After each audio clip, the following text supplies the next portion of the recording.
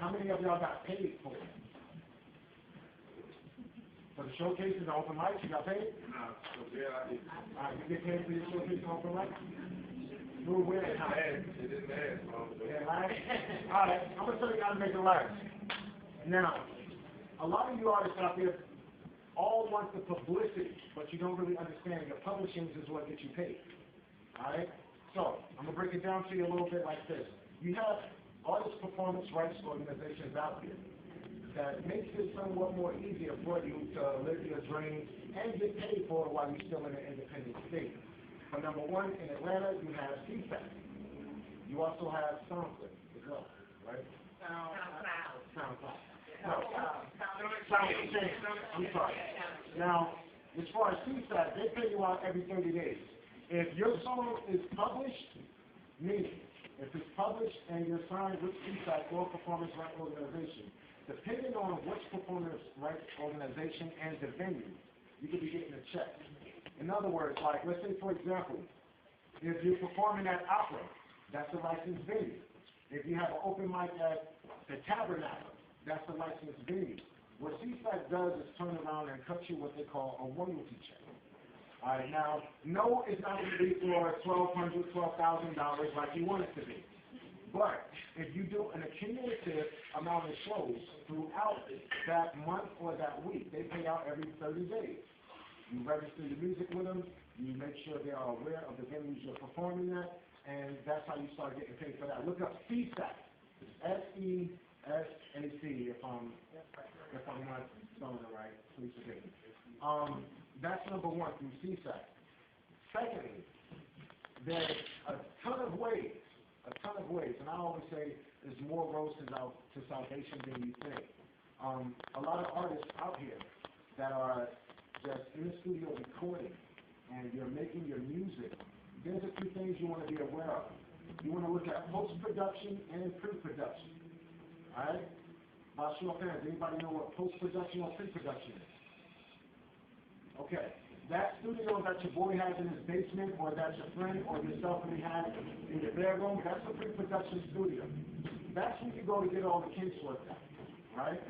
Now, prior to your stuff being ready for radio, a couple of things you want to make sure of. You want to make sure that it's mastered and have a proper mix down. Now, when you're submitting your music to be worked, if you don't know what working the CD is, it does not mean giving someone your whole mixtape and be like, yo, my nigga, track 4. No, that's not what working the CD is. The proper way to prepare your CD to have it work is either have your one sheet or your press kit, or an EPK. Either or. You want to have all three, to be honest with you. A one sheet, press kit, and EPK. EPK stands for electronic press kit. A press kit is a simple item. It opens and folds like this. It has a slide in there, a pocket that when your CD goes. Now, the important thing is what's on that CD. On your CD, you should have a couple of different versions. One being a cappella, one being instrumental, a clean version, and the original version. With that being said, when you give it to a DJ, they're able to mix it in at the clubs, mix it with other music, put it there for other mixtapes. You know how you hear a song you already know, and it's a beat that you already know from somewhere else, but a different song you know too? That comes from when they send it in properly to be worked. Now, I'm going to be honest with you. In regards to radio, and this is one of those jewels that is illegal, and some people do go to jail for it. How many people know of payola? Only one? Yeah, I know. A lot of people out here heard of payola. Like, you know, they pay the radio station to play your music. All right, I'm going to tell you definitively how that happens. And it's weird, but for a lot of you out here that's really trying to make it, I'm telling you the exact tips and tools that they use to do it.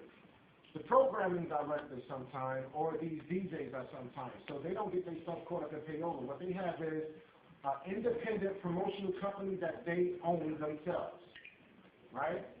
Now, let's say Greg Streets or anyone else says, you know what, look, I need 5 stacks to work the record.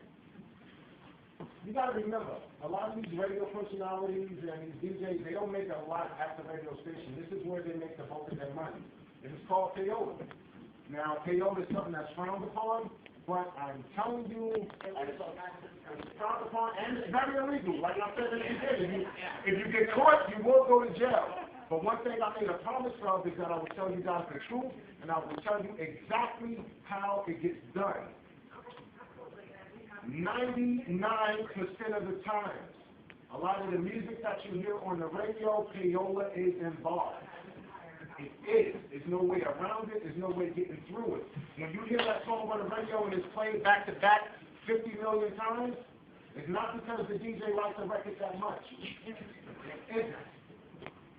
So, this is what you do. If you know you're going to be going up against these hurdles, a few things as an artist you're going to have to do for yourself. One is create a budget. Alright? Now, I know a lot of you guys, when you hear budget by show of hands, how many of y'all think that means a lot of money?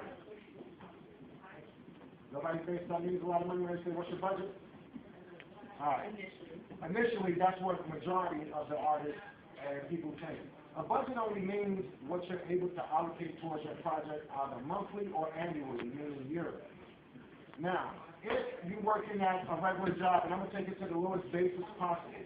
Let's say you're working at a Taco Bell, right? And you're getting a pay of $7.60 per hour.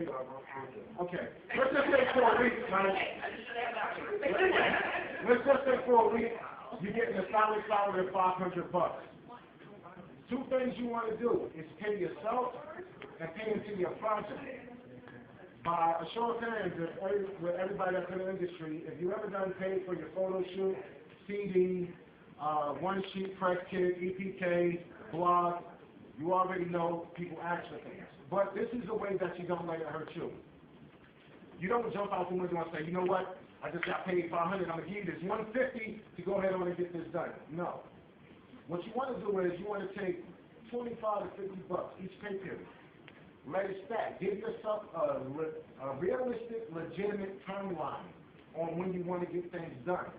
If you know you want to perform at the A3C and you already did your thing through Reverb Nation or Sonic Gig, and I'm going to tell you all about Sonic Gig in a minute too. That's how you get shows that will actually pay you when you perform at festivals already. But before we get to that. Now, two things happen when you're trying to build your budget. Give yourself a realistic timeline. Already itemized, like, you know how you sit down and you make a to-do list? Make a not to-do list. Things that you're not going to do while you're raising that money. So you might have to sacrifice a little couple of things, like that extra bottle at the club, you know what I mean? That extra little appointment at the nail hair salon, that little extra pack of Remy you may want. You might want to sacrifice that between, I'll say, 4 to 6 months. Because at the end of this 4 to 6 months, for each pay period that you've been raising your money, after the 4 to 6 months, from each pay period that you've been saving your money, it's going to build. If you save a little bit of money long enough, eventually it'll turn into a lot of money, whether you like it or not. Numbers don't lie. So, while you still have the rest of your money that you're living off of, remember, that money that you've been saving is definitively for your project. Now, if you're going to take the independent route, and you want to put your money aside and make it have some meaning and get it back at the end of the year, go to the county clerk's office, register your name as a doing business as account, go to the bank, they're going to give you a paper that shows that your name is registered. It's going to cost you maybe a $20 money order and $25 money order, depending on the county that you're in. If you're in Cobb County, you can do it at the county clerk's office. It's only around like $45. But once you register your name as a doing business as account, you take that to the bank. That money that you've been saving, you put into that account. And everything that you do, from how you ran your photographer to the DJ, even if you're paying backup dancers, you write it off. And then you claim that at the end of the year and get your money back, and that's how you continue that budget to grow. But to make sure that when you have your budget, that you're doing things that's going to be effective in your life as an artist, I'm going to give you all a few names and companies that you could like literally look up. That'd be great for you. Bottom feeders, right? They and MP3 Wax. They are an e-glass company, right? One is out of Florida and the other one I believe is out of California. A lot of the mixtapes, a lot of the music that goes to internet radio and other radio stations comes from these people. The music that I play on MCU comes from them as well. I'm telling you some real shit. Alright, so they are pretty reasonable with it. But the difference is, you could Google them and look up their accolades on people's music that they already released. Just because a person has an e-blast does not mean that it's effective. Like, independent artists could go and do a show at an open mic, and it could be 500 people there. But if 453 of them are artists, you really only perform for 47 people that are true fans that are there to see the music. Everyone else is there just to perform. So, to negate that situation, one thing that y'all might want to look up is sonicgigs.com. Sonicgigs.com is a hub that actually gives you the venues that are paying, that are looking for talent to perform at festivals that have anywhere from 1,000 to 50 to 100 to 100 and some odd thousand people. South by Southwest gets a lot of their gigs through there. The A3C, which is very big here, that happens at Masquerade every October. They get all their artists through there. Now, with Sonic Gig, it may say there's a registration fee, but one thing you want to look at is if the payout is bigger than the registration fee, then it's a good look. If the amount of people that you have that's going to be attending these places, then you want to look at certain things like selling your CD on site. Now, everybody heard of Billboard magazine, right?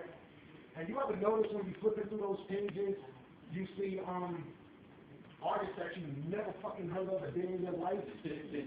Like, let's be realistic. All right. The way they do that is through this thing called Indie Hitmaker.